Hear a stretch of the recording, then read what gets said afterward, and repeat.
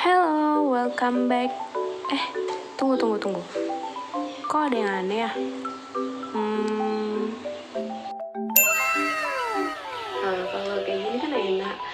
Oke, assalamualaikum warahmatullahi wabarakatuh.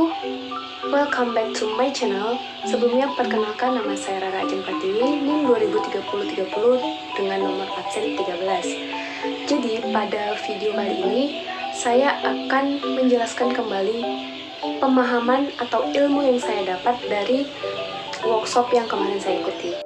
Dirjen Dikti mengadakan workshop kewirausahaan dari berbagai pemateri yang luar biasa, dan saya sendiri mengikuti workshop dengan judul produk usaha yang dibawakan oleh Abang Muhammad Arif Susanto.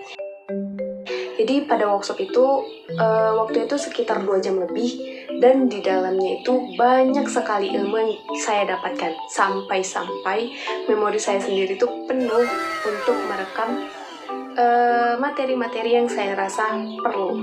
Contohnya ini. Nah, bisa dibayangkan dari segitu banyaknya capturean yang saya ambil, berarti ilmunya juga sangat banyak.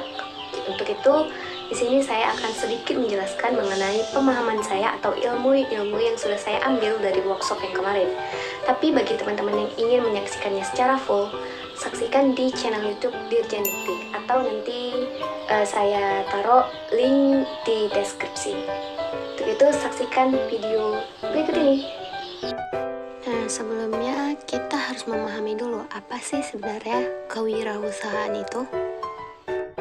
Jadi, kewirausahaan adalah suatu hal yang bertujuan untuk menghasilkan profit ataupun keuntungan dengan cara menjual suatu produk, baik itu berupa barang ataupun jasa yang dapat diterima di masyarakat luas. Sebelum memulai usaha, ada 3 hal yang perlu kita persiapkan.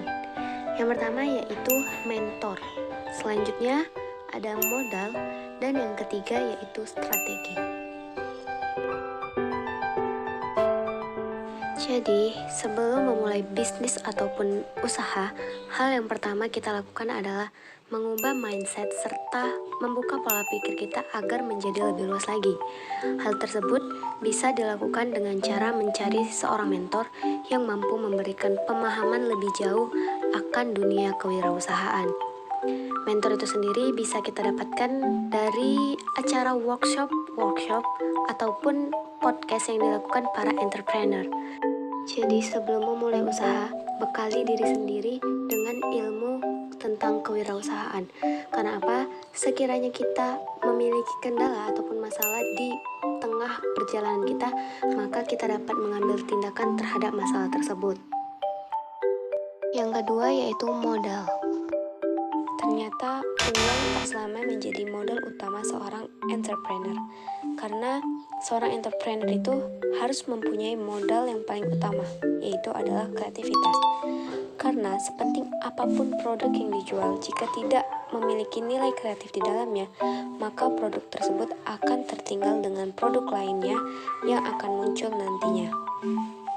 Selanjutnya, bagaimana sih cara kita menemukan ide kreatif itu? Ternyata ide kreatif dapat diperoleh dari suatu masalah atau keterbatasan keadaan yang sedang berlangsung.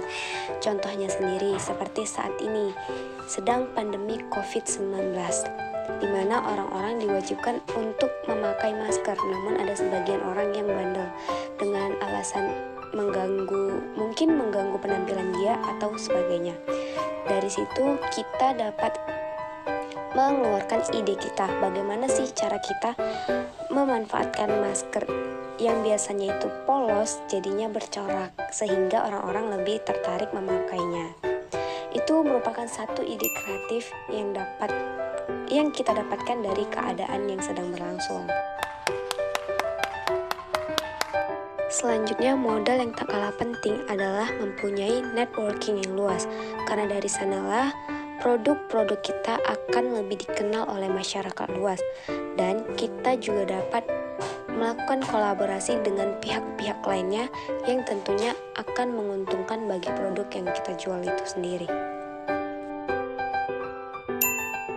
Setelah menyiapkan diri dengan pendampingan mentor dan modal dirasa sudah cukup, selanjutnya kita menyiapkan yang namanya strategi.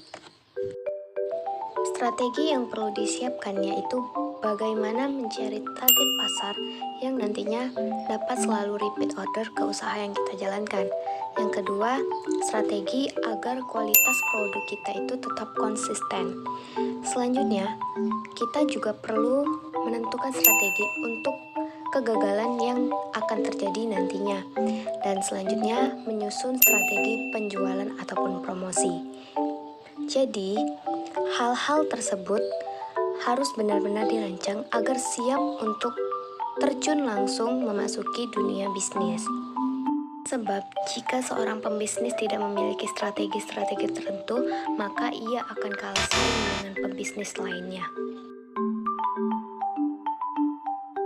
Dari tadi kan kita sudah membahas mengenai produk, dan produk.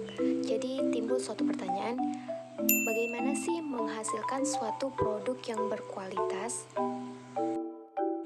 Jadi, untuk menghasilkan suatu produk yang berkualitas, perlu dilakukannya riset terhadap produk tersebut. Adapun riset tersebut melihat bagaimana kualitas dari produk yang kita miliki. Yang kedua, riset tersebut melihat keistimewaan fitur dari produk itu.